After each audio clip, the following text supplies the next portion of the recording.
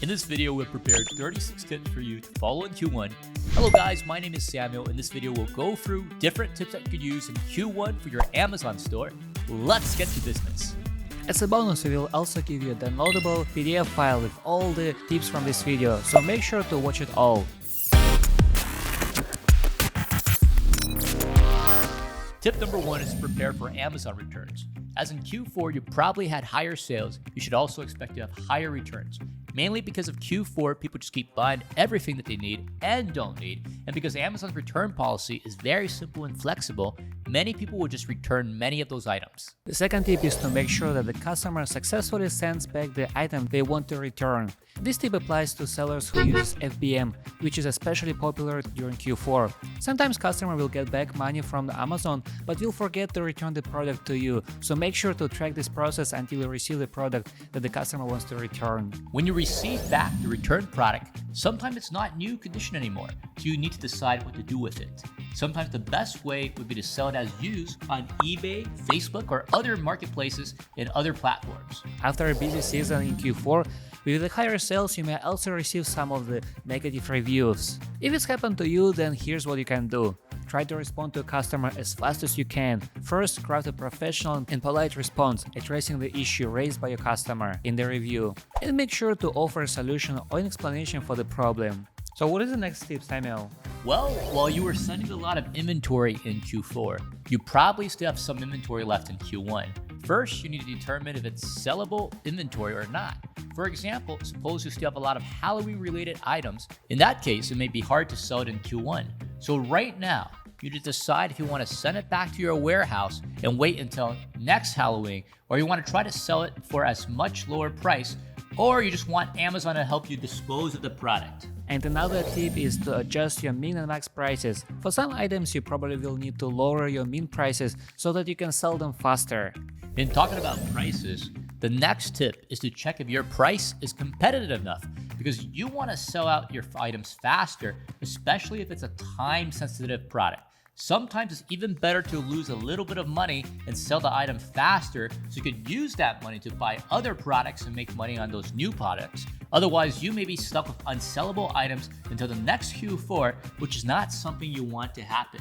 I totally agree with you, Samuel. And the next tip number 8, is to change the rules for the items you want to liquidate. If you are using the BQool Repricing, then we would suggest you to use an AI Sales Booster or even AI Sales Maximizer, and make sure to lower your min price so that our repricer has a good buffer to reprice your products. The next tip would be to monitor customers' reviews. This tip actually also applies to each quarter of the year.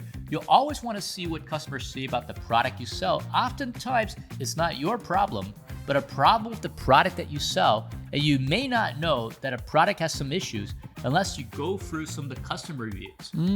And after you monitor customers' feedback, one important thing you need to do is to reevaluate whether you want to keep selling a particular item again or not.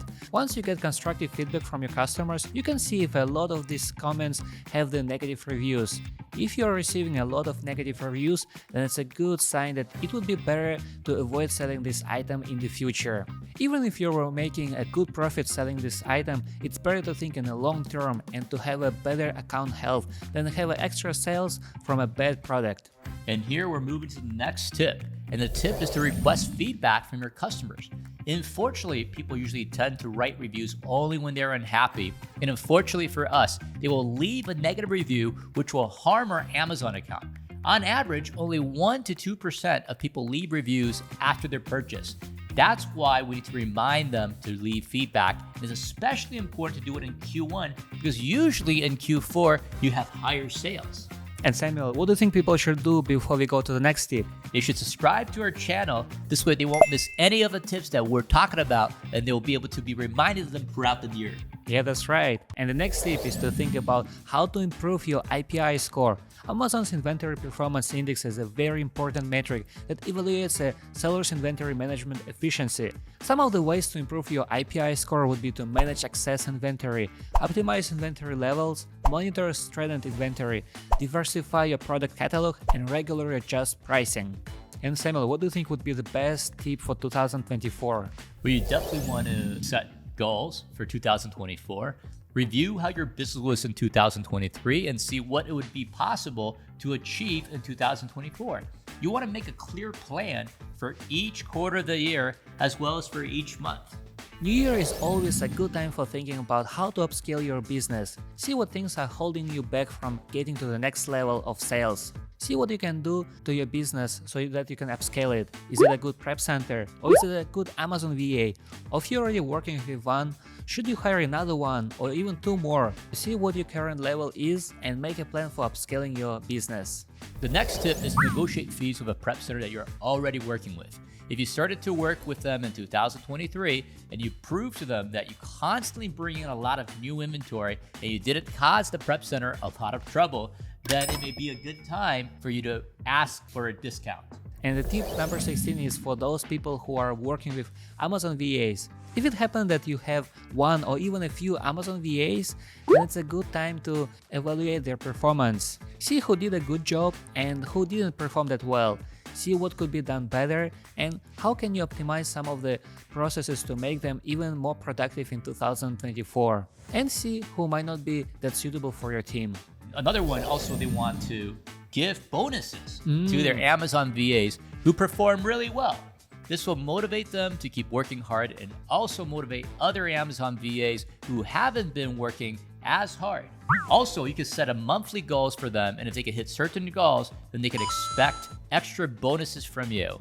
The next tip is to update a list of your suppliers or sourcing sites. If you have a Google Sheets where you keep the data of all suppliers, then you should consider expanding this list. Try to add 10 to 20 new sites or suppliers that you can potentially work with. Even if they don't have any suitable products to resell now, maybe sometime in the future you will see new products. So just visit those websites from time to time and you can make a rating for those websites in your Google Sheets. For example, from 0 to 5, where 5 is the best site with a lot of deals and 0 is a site with no good deals at all.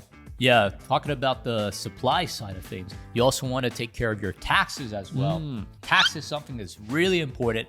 Sometimes you just can't miss. So our tip here is to set aside the tax money and make sure to prepare for tax season. See what expenses in 2023 you could use for tax purposes and just spend some time preparing for the taxes. So tip number 20 is to network with other Amazon sellers. You can always learn something new from other people's experiences. Some people tend to neglect to know other Amazon sellers, but it's very important to listen to what other people went through and see what you can learn from them. Also share your own experience with people so that everyone can grow together. Even though Q1 is a relatively slow time of the year, you still will have sales. Of course, you shouldn't expect to have sales as high as you had in Q4, but you will still have sales. So you should not stop product sourcing. Keep sending the products to Amazon, but expect to have slower sales. What else, Alex? I think the next thing you can do is follow our next tip. The tip would be to those people who have an opportunity to purchase some seasonal or Christmas items at steep discounts and hold them until the next holiday. Of course, you might need to wait a long time for it, but profit margins would be also very high. Tip number 23 is to sell new categories on Amazon. See what categories you have been selling in the past and try to add a few new categories to see if you could have success with them. It may take some time to learn more about a particular category, so don't add too many at one time. And the next tip is to keep replenishing evergreen bestsellers. You should keep doing what works the best, so keep selling those products. While it's great to have replenishable items, you shouldn't stop looking for new top-selling products. Keep trying to find new evergreen products that you can continue to sell in 2024. So how do you find new products? To do that, you can follow the tip number 26 and set keeper tracking alerts. There are tons of different options when it comes to tracking alerts. Some people set alerts when the price drops down to a certain amount or when the seller count drops. And when it happens, Keepa will send you an email so that you can go to your sourcing website and purchase those products. And what else can you do with Keepa? Well, one thing that we should never neglect is to keep learning new things. Tip 27 is to study Keepa and see what other features that they may have that may be useful for you. Other thing that you can learn is to study more about BQool Repricing. BQool offers a lot of different features and options to make your selling experience on Amazon much better. Make sure to keep exploring new features and see how you can utilize our awesome tools and new features to its full potential. I think one feature you can study is conditional repricing. because it's definitely something that will help your Amazon business. And before we move to the next tip, what people should do? You should definitely subscribe to our BQool software, take it out for a free trial, 14 days, and they can see how it's going to help their business in such an amazing way. Also, if you use Seller Amp, the tip here is to study more features about Seller Amp as well. See what other useful features would be helpful for your business. And another thing that you can study is to study FBM. If you have been using FBA all the time, you might also consider seeing how you can utilize FBM, especially in busier times of the year such as Q4 or specific season. The next tip is when you become an entrepreneur, it's always about managing profits and expenses. The tip here would be to see where you can cut your expenses, see where you spend your money that is not helping your business much. Try to explore new credit card deals. Maybe you can find a new credit card with higher cashback or a credit card that can help you earn a free upgrade for your flights or vacation. Well, no one loves ungating, but sometimes it's just one step before selling a great product or a certain category. So try to get ungated for new products and categories. Even though this process may be overwhelming, it's much better to spend time ungating in less busy times of the year so that in Q4, you can sell a wider variety of products. Tip number 34 is to use filters in BQool Repricer to find unprofitable products so that you won't sell them in the future. You can also use filters to see products that are not being repriced, that have high inventory level, and more. The next tip is to use free boxes from UPS. You could use free shipping labels as well, and you could get boxes several times a year, requesting them from UPS if you open an account with them. And the last tip for today is to keep watching the BQool YouTube channel and listen to our podcast. We make a lot of valuable content for you so that you can keep improving your Amazon business. Well, that's a wrap for today. We just shared with you all the 36 tips we have prepared for you to use in Q1. I hope you found this information useful and can improve your Amazon business. Another important tip that you can't miss for your business is to start using a BQool repricer if you haven't done so yet. We offer tons of different repricing rules, and you can simply start with a 14-day free trial. To do that, you don't even need to insert your credit card information. Thanks for watching. See you next time.